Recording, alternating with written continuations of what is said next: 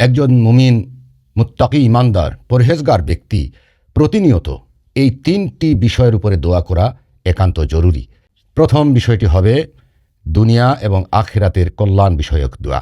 দ্বিতীয় বিষয় থাকবে হিদায়াতের জন্য দোয়া, এবং তৃতীয় বিষয়টি হবে মাগফিরাতের জন্য দোয়া। এই তিনটি বিষয় যখন একজন মানুষকে আল্লাহ সুবহানাহু ওয়া তাআলা দান করবেন, তখন এই মানুষটার জীবন পরিবর্তন হয়ে যাবে।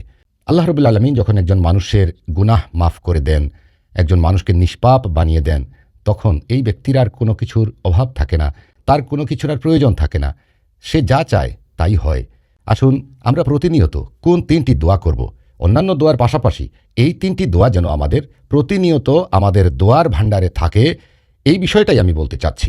প্রথম দোয়াটি থাকবে রব্বানা আতিনা ফিদ দুনিয়া হাসানাতাও ওয়া ফিল আখিরাতি হাসানাতাও ওয়া কিনা আযাবান নার। এটি হচ্ছে দুনিয়া এবং আখিরাতের কল্যাণের জন্য আল্লাহ পাকের কাছে চাওয়ার দোয়া। এটির মধ্যে রয়েছে দুনিয়ার সব বিষয় এবং আখিরাতের সব বিষয়। যেমন এটিকে অল ইন ওয়ান দোয়াও বলা যেতে পারে। একের মধ্যে সবই, একের ভিতরে সব কিছু। দ্বিতীয় যে বিষয়টি আমরা দোয়া চাইব, বা যে বিষয়টি আমাদের জন্য খুবই জরুরি, খুবই গুরুত্বপূর্ণ, সেটি হচ্ছে আমরা হিদায়াত প্রাপ্ত হতে হবে। আমরা প্রতিনিয়ত দুনিয়া আখেরাতের দোয়া করলাম, কিন্তু আমাদের ঈমান যদি ঠিক না থাকে, ঈমানের মধ্যে যদি আমাদের ভেজাল থাকে, তাহলে আমরা দোয়া করে কোনো কাজ হবে না। সেই জন্য আমাদের ঈমানকে দৃঢ় মজবুত রাখার জন্য আরেকটি দোয়া আমাদের খুবই জরুরি, গুরুত্বপূর্ণ। সেটি হচ্ছে আল্লাহুম্মা ইয়া মুকাল্লিবাল কুলুব সাব্বিত কলবি আলা দীনিক। আল্লাহুম্মা ইয়া মুকাল্লিবাল কুলুব সাব্বিত কলবি আলা দীনিক।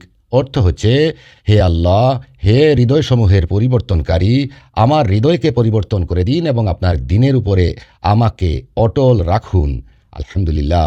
আর তৃতীয় যে বিষয়টা, আমরা ঈমান ঠিক রাখলাম, আমরা ঈমানদার থাকলাম এবং পরহেজগার থাকলাম, কিন্তু আমরা আখিরাতের জন্য যদি কোনো কিছু না চাই, আল্লাহ পাকের কাছে যদি আমরা ক্ষমা প্রার্থনা না করি, তাহলে কিন্তু আল্লাহ নারাজ থাকবেন। আল্লাহ রব্বুল আলামিন সব চাইতে বেশি খুশি হন কোন বিষয়ে জানেন? যদি কোনো বান্দা বা বান্দি আল্লাহর কাছে ক্ষমা চায়। সুবহানাল্লাহ, আল্লাহর কাছে তাওবা করে ক্ষমা চায়। এই জন্য আমরা প্রতিনিয়ত এই দোয়াটা করব, আল্লাহুম্মা ইন্নাকা আফুউন তুহিব্বুল আফওয়া ফা'ফু আন্নি। হে আল্লাহ, আপনি ক্ষমাশীল, ক্ষমা করতে পছন্দ করেন, আমাকে ক্ষমা করে দিন। আল্লাহ এত খুশি হবেন। এর আগে যে দুইটি দোয়া আমরা করছি বা করেছি, ওই দোয়াগুলো আরও কার্যকর হবে। সুতরাং এই তিনটি দোয়া অবশ্যই আপনার প্রতিদিনের দোয়ার ভাণ্ডারে রাখতে কিন্তু ভুলবেন না। অবশ্যই অন্যান্য দোয়া করবেন, আপনার চাহিদা অনুযায়ী দোয়া করতে ভুলবেন না, আল্লাহর কাছে চাইতে থাকবেন।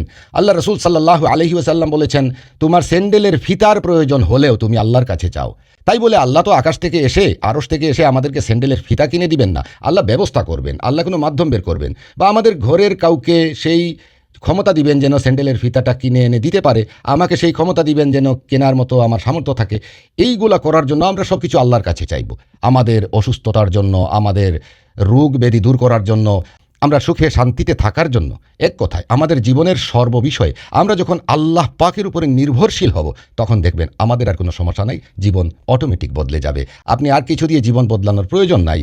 এই দোয়াগুলোর মাধ্যমেই জীবন বদলানো যায়, যেটা খুবই সহজ, খুবই বাস্তবধর্মী এবং এগুলো কার্যকর। আশা করি এই আমলগুলো আপনারা করবেন এবং আমার জন্য দোয়া করবেন। ভিডিওর কমেন্টে আমিন লিখে যাবেন ইনশাল্লাহ। লাইক করেন, এটা আমি বলবো না। সাবস্ক্রাইব করেন, এটাও বলবো না, কারণ এগুলো বলার প্রয়োজন নাই। আপনারা ভালোবেসে করেই যাচ্ছেন, সাবস্ক্রাইবও করছেন, লাইকও করছেন, আর কমেন্ট তো করছেনই। আমি কমেন্ট দেখার সময় পাই না, তারপরেও মাঝে মধ্যে দেখি, কিন্তু সবসময় দেখা যায় না। আপনারা কমেন্ট করবেন, ভালো কমেন্ট করবেন, আমিন লিখবেন। সবাই ভালো থাকুন।